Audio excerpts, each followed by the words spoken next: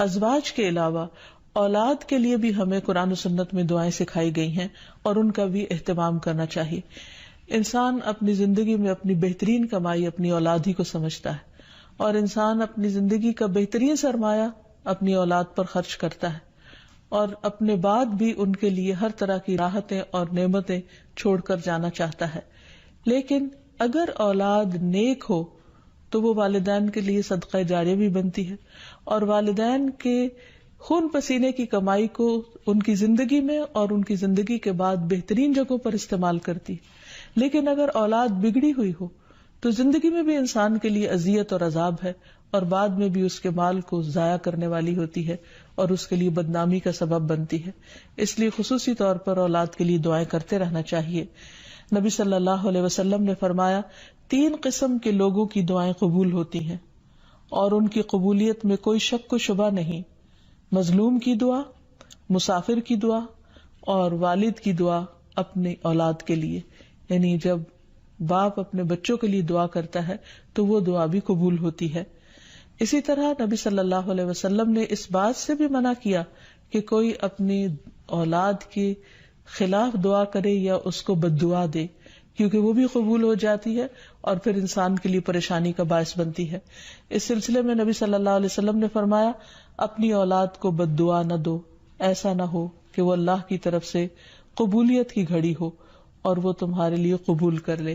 اور اگر انسان کی ایسی دعا قبول ہو جائے تو پھر انسان کے لیے سخت پریشانی کا باعث ہو سکتی ہے یہ بات.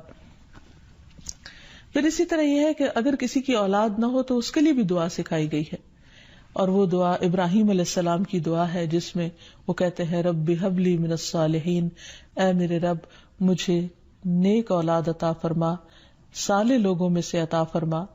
فبشرناہ بغلام حلیم، تو ہم نے اسے ایک بردبار بیٹے کی بشارت دی. یعنی اللہ سبحانہ وتعالیٰ نے ان کی دعا سن لی اور یہ دعا بہت عرصے کے بعد سنی گئی تھی لیکن بہرحال سن لی گئی.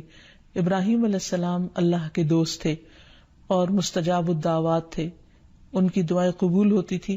لیکن یہاں یہ بات بھی پتہ چلتی ہے کہ دعا کی قبولیت کا مطلب یہ نہیں کہ جس وقت انسان منہ سے کوئی بات نکالے اسی وقت پوری ہو جائے.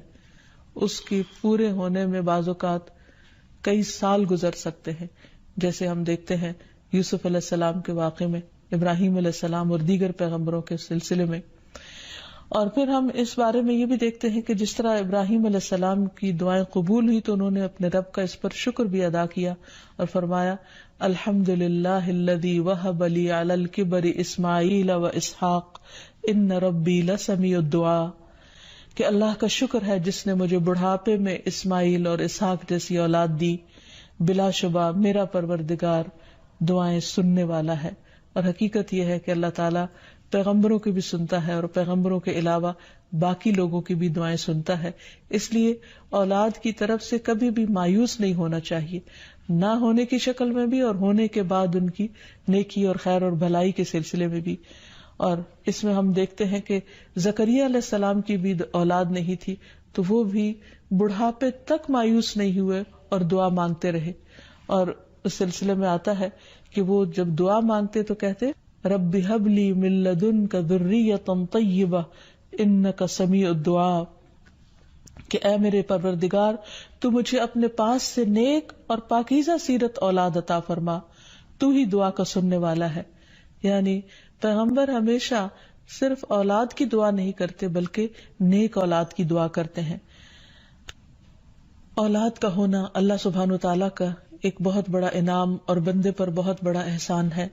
اسی لیے ہم دیکھتے ہیں کہ اولاد انسان کے لیے اگر نیک ہو تو راحت، رحمت، آرام اور چین اور آنکھوں کی ٹھنڈک کا ذریعہ ہوتی ہے. نبی صلی اللہ علیہ وسلم حضرت حسن اور حسین کو اپنے پھول کہا کرتے تھے کہ یہ دونوں میری دنیا کے پھول ہیں. ایک اور حدیث سے ہمیں پتہ چلتا ہے کہ اولاد انسان کی بہترین کمائی ہے. فرمایا ان اولادکم من اطیب کسبکم، تمہاری اولاد تمہاری سب سے بہترین کمائی ہے، بس اپنی اولاد کی کمائی میں سے کھاؤ، یعنی وہ انسان کے لیے حلال ہے، جائز ہے. پھر اسی طرح بیٹیاں جو ہیں ان کی تعلیم و تربیت اور ان کی پرورش بھی ایک بہت خیر و بھلائی اور جنت کمانے کا ذریعہ ہے. لیکن اس کے ساتھ ساتھ یہ بھی یاد رکھنا چاہیے کہ اولاد ایک رسپانسبلٹی بھی ہے، ان کے بارے میں سوال بھی کیا جائے گا کہ ان کی تربیت کس طرح کی. پھر خصوصی طور پر اسے ماں کی ذمہ داری قرار دیا گیا، اگرچہ ماں اور باپ دونوں ذمہ دار ہیں، لیکن عورت سے اس کے گھر والوں یعنی اس کے بچوں کے بارے میں اس سے سوال ہوگا کہ اس نے ان کی تربیت کیسے کی. تو اس لیے ہم سب پر لازم ہے کہ ہم اپنے بچوں کی دینی اور دنیاوی دونوں طرح سے بہترین تربیت کرنے کی کوشش کریں. تو آخر میں ہم دیکھتے ہیں کہ جو دعائیں ہمیں خاص طور پر اولاد کے لیے مانگنی چاہیے وہ ان کی نیکی، تقوی اور اصلاح کی ہیں، پیدائش سے پہلے بھی اور بعد میں بھی. پیدائش سے پہلے رب ہب لی من الصالحین، کہ اے رب مجھے صالح اولاد عطا کر. رب ہب لی من لدنک ذریۃ طیبہ انک سمیع الدعاء، اے میرے پروردگار مجھے اپنی طرف سے نیک اور پاکیزہ اولاد عطا فرما، بے شک تو ہی دعا کا سننے والا ہے.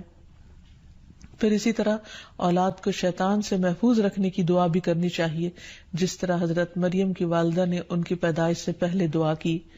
پھر اسی طرح اپنی اولاد کو شیطان مردود سے بچانے کی بھی دعا کرنی چاہیے، جیسے حضرت مریم علیہ السلام کی والدہ نے ان کی پیدائش کے وقت یہ دعا مانگی تھی، وَإِنِّي أُعِيذُهَا بِكَ وَذُرِّيَّتَهَا مِنَ الشَّيْطَانِ الرَّجِيمِ، اور بے شک میں اس کو اور اس کی اولاد کو شیطان مردود سے تیری پناہ میں دیتی ہوں. پھر اسی طرح ایسی اولاد مانگنی چاہیے کہ جو انسان کے لیگیسی کو آگے لے کر چل سکے اور اس کے علمی ورثے کو سنبھالنے والی ہو، جیسے زکریا علیہ السلام نے دعا کی تھی.